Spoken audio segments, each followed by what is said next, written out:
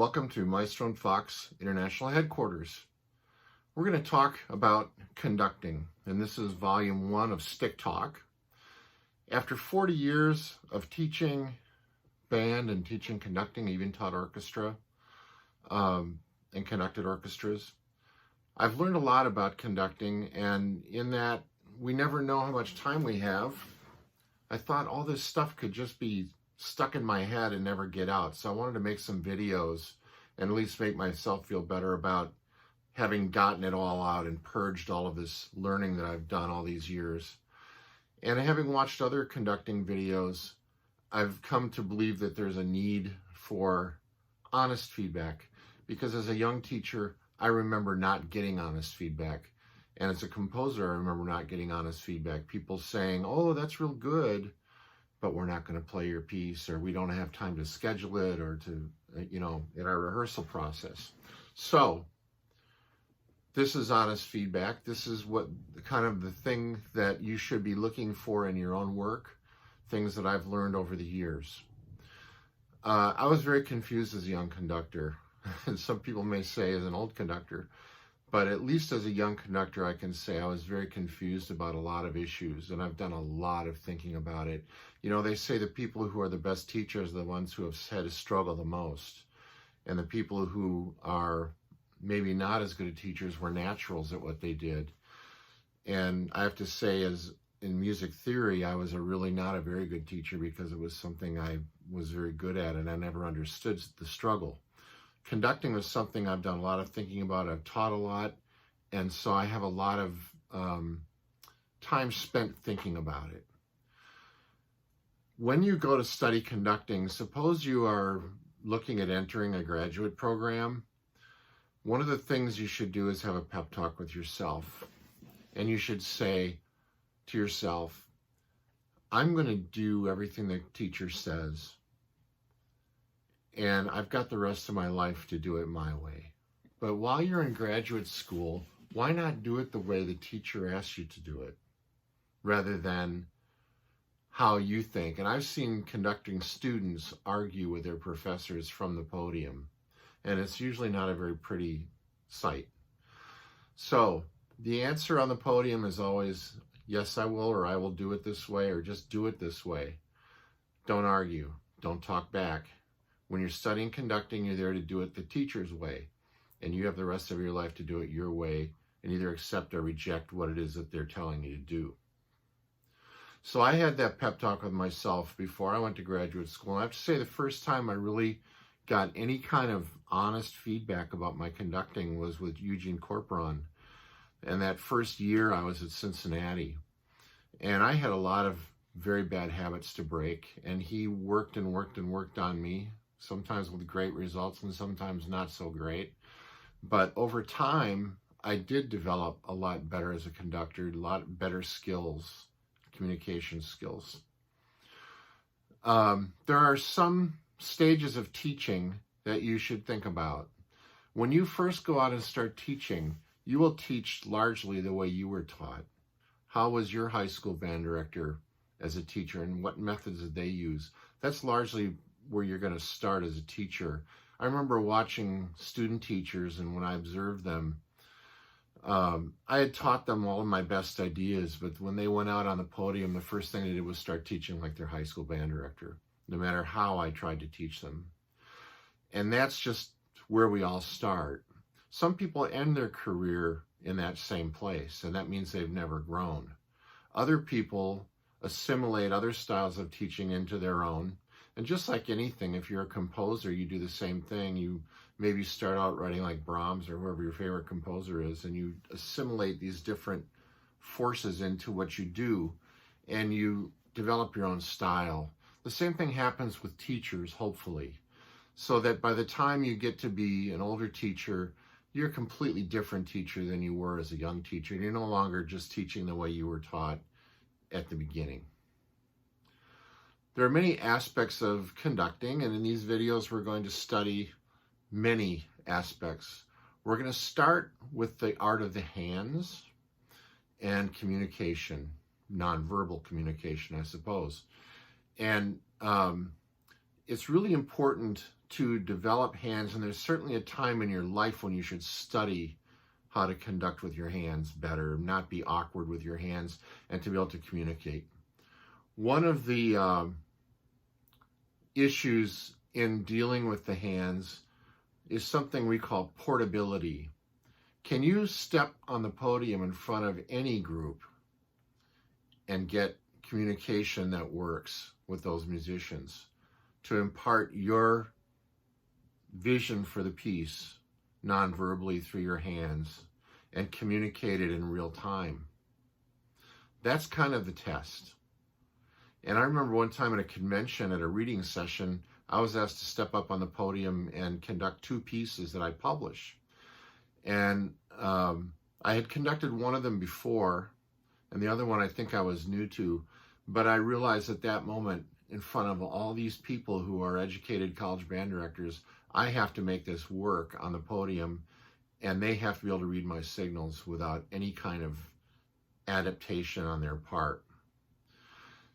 Even bad conductors can conduct their own groups fairly effectively because the players learn what the signals mean, and they know the habits they have to kind of work around in that conductor. And so that's kind of what being not portable is, when you can only be seen by your own group. And I remember seeing conductors get up on the podium in front of a group that's not their own, and just there was mass confusion because people didn't know what the signals meant. So we have to learn to develop kind of a generic conducting style, and then we have to learn to depart from that generic conducting style, but still in the framework of being easily read and to be able to communicate powerfully what it is that we're trying to communicate. Nonverbal communication is a shortcut to using words in your teaching.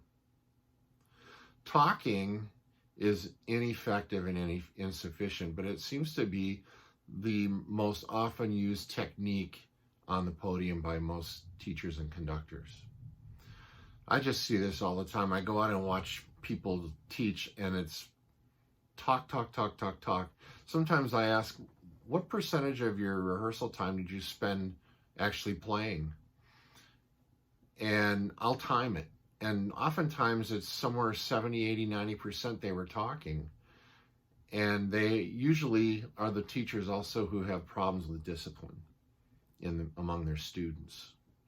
They have issues in rehearsal with students talking, messing around, you know the drill. So we have to find an efficient way to teach.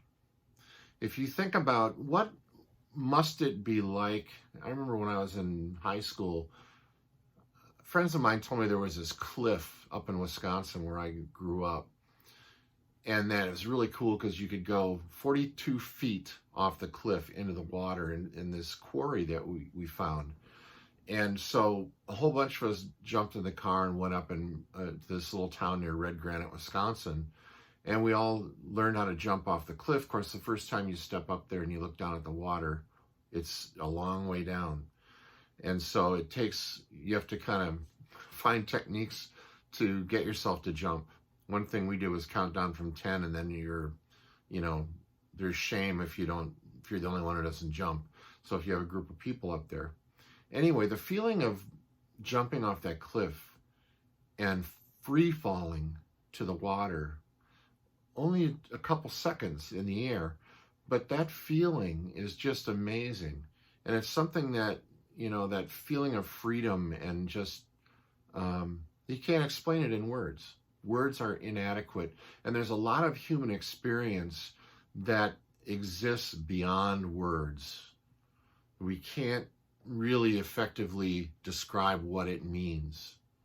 And music is one of those ways that we can kind of transcend speech and talking and go to that next level of communication and actually come close maybe to expressing what does that feel like when you jump off that cliff, or whatever experience it is that you find transcendent and beyond verbal explanation. Just as music is able to do this, so is teaching. In other words, using language in your teaching, when you're teaching music, is probably the least effective way of communicating what you are doing as a teacher. Using nonverbal communication is much more effective. And it goes beyond, it transcends words. It's more efficient, it takes less time. So if I were to explain to a group of musicians, we're going to play 4 staccato quarter notes, and then we're going to play 4 tenuto quarter notes, and then we're going to play 4 accented quarter notes, and then we're going to do a whole note. I've just used 15 seconds to explain that. But what if I just say, all right, here we go.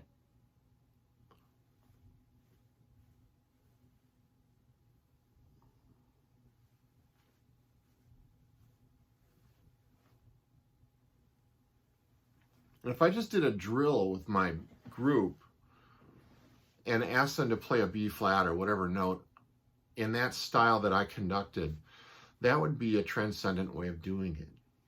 It would save the time of me explaining it. But oftentimes I sit and listen to long explanations of teachers and conductors instead of just showing what you want. It could be so much more efficient and save so much time. You know that there is that old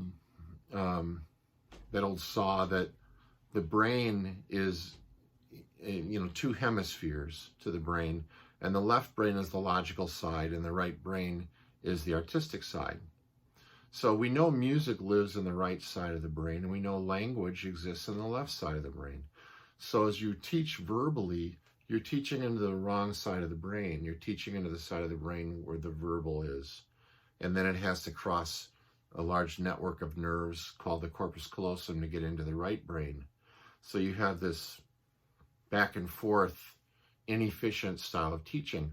But if I use spatial awareness in conducting non-verbally, I'm conducting also right into the right side of the brain where the music is.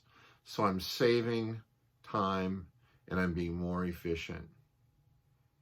It's a crucial part of teaching music. So people ask, how can your music teaching be more musical? I think the answer is by being less verbal. You're being more musical just on the face of it. So it's really important to stop talking and start conducting. And conducting is a very important art. And that's why it's important to study your hands first. You're studying other things too. But if you can get results with the communication of your hands, you've just made your teaching a lot more efficient. I call that teaching from the inside out as well. So if you think of, oftentimes I see, especially band directors who approach what they do very technically, and they'll put a metronome on because something is a little out of phase or it's not lining up exactly right. And so they bang it with a metronome and they drill until, by God, it's perfect, right? Sometimes, and that to me is a very inefficient way of teaching it, but sometimes you got to bang things out, and I understand that. But there are also times when you can use a musical approach to cleaning up technique, and that's teaching from the inside out. If I say, if I notice there's a phrase that's not being played together among the musicians, they're phasing and they're not bonding rhythmically with it, and they're not playing together well with good ensemble, then I may say to them, I may talk them through the phrase and say, which is the most important note? Or let's play it this way, make this the most important note, and I'll conduct it that way. Or I might just say, play it the way I conduct it, which is the most efficient way to do it. And then I might conduct it and have them emphasize a certain note, kind of lean on it. Or I might try a different approach and lean on that note, or lean on that note, maybe give them 3 or 4 options. And then we might decide which one is the one we want to do. We want to lean to this note. This is the note of emphasis in the phrase. All right, let's play the phrase. All of a sudden the technique clears up. So to me, that's an inside-out approach to making the technique work better, but you're not focusing on the technique. You're focusing on the musicianship. And that works often, but it's not all the time. Sometimes you got to drill and make sure that everything's lined up too. So lots of different approaches and avenues. The reason I mention that is because I don't see very many teachers doing musical approach. Almost all the teaching going on out there is technical. And our students may be missing the point as a result. They may think that music is about technique, and certainly it has that aspect. But we should also be teaching them that music has music, and music has artistry. And that's way more important to me. I'm not very good at teaching technique, I suppose. I like to approach things as musically as I can. So, there's a generic way to do things, and a way that we study to do basic conducting, and then we have ways that we depart from that. And every departure from the generic or the standard has a place. There's a time when you might do something that wouldn't be considered straight up technique and conducting, but for the situation that you're in, it actually works. And those issues are going to arise in what we do as well. So, Volume 2, we'll start working with stick. We'll start working with setup, how to stand, how to hold your hands, all of those kinds of issues. And I'll see you next time.